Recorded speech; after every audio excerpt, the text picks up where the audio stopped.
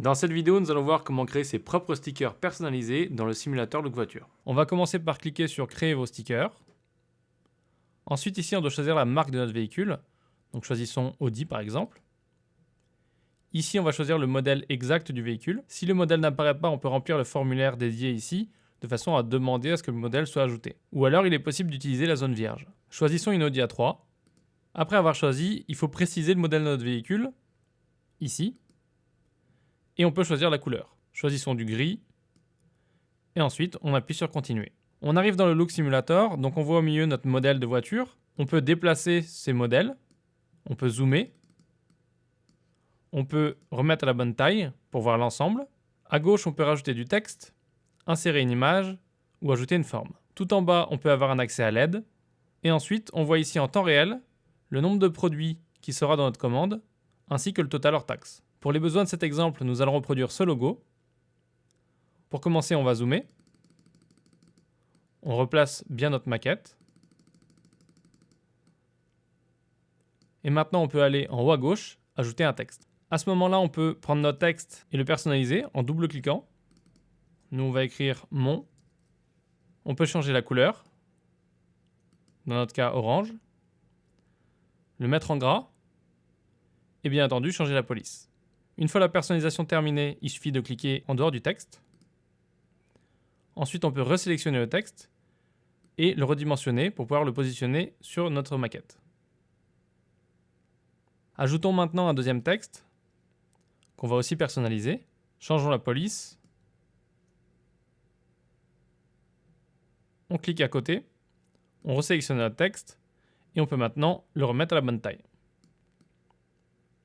Maintenant qu'on a positionné notre texte, on peut faire les formes. Pour ajouter une forme, on clique sur Ajouter une forme. On choisit la forme. Elle est automatiquement ajoutée. On peut la sélectionner bien entendu et la déplacer.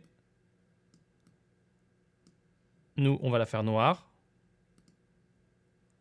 Et maintenant, pour créer une deuxième forme, on peut utiliser l'outil Duplication en bas à gauche. Encore une fois, changer la couleur. Le redimensionner. Et le placer au bon endroit pour reproduire notre référence au mieux. Maintenant, essayons d'adapter ça encore un petit peu mieux. Donc on doit réduire encore la taille de celui-ci. Le centrer. Réduire mon. Le positionner correctement. Déplacer le logo et le mettre en gras. Nous avons réussi à faire notre logo. Le problème, c'est qu'il ne ressemble pas à notre référence. Donc on peut le modifier tout simplement. On clique sur les éléments. On change la couleur. Ensuite, on clique sur l'autre élément et on change la couleur. Et maintenant, notre logo correspond à notre référence. Voici pour notre premier exemple qui nous a permis de reconstituer le logo à base de texte et de forme. Maintenant, nous allons voir la situation dans laquelle nous pourrions nous retrouver avec notre logo, donc sur un fichier numérique, comme par exemple un .png ou un JPEG, et voyons comment on peut intégrer ce logo avec la fonction Insérer une image. Voyons comment ajouter une image, on va le faire sur l'autre partie de notre maquette. Donc on va cliquer sur Insérer une image. À ce moment-là, on choisit notre logo. Une fois validé, notre logo apparaît dans le simulateur. On peut le remettre à la bonne taille, le déplacer pour le mettre au bon endroit. Et dans notre cas, comme notre logo a un fond blanc, on peut choisir de laisser le fond blanc si c'est ce qu'on souhaite, ou alors cliquer sur Détourage, de façon à ce qu'il soit détouré par nos graphistes avant d'être imprimé. Voyons maintenant un dernier exemple, encore une fois avec l'insertion d'image, et voyons comment intégrer une image qui n'a pas de fond. Nous allons faire ça sur la vitre arrière de la voiture. On va cliquer encore une fois sur Insérer une image. Dans ce cas-là, on va choisir le logo blanc et non pas le logo noir, puisque sur une vitre de voiture, le noir ne se voit pas très bien, donc il est préférable d'utiliser du blanc. Là, on voit que notre logo n'a pas de fond. On le redimensionne. On le positionne sur la vitre arrière. Maintenant que notre logo est positionné, on peut voir une dernière chose très importante. Dans le panneau Options d'image, on voit qu'on a la possibilité d'ajouter une largeur et une hauteur. Cette largeur et cette hauteur en centimètres vous permettent de mettre les mesures exactes de votre véhicule, si vous avez un doute sur la taille du logo dans le simulateur. Et tout ça vous permettra tout simplement d'avoir vos impressions à la bonne taille exacte qui correspondent à votre véhicule. Bien sûr, il est aussi possible de faire ça avec le texte et avec les formes. Nous avons fini toutes les étapes. On peut maintenant cliquer sur Recentrer et voir les différents logos sur notre voiture.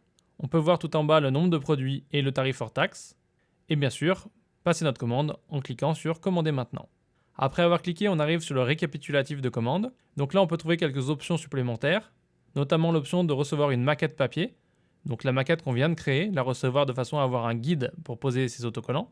Pour l'ajouter, il suffit de cliquer sur On/Off. Et la dernière option qui est très importante si vous avez utilisé des images, et non pas le texte ou la forme, c'est l'option de vérification des fichiers. Pareil, qui peut être activée comme ça. Et cette vérification de fichiers va tout simplement permettre à un de nos techniciens de vérifier que le fichier est de ses bonnes qualités et que le rendu sera optimal pour ensuite faire l'impression qui ira sur votre véhicule.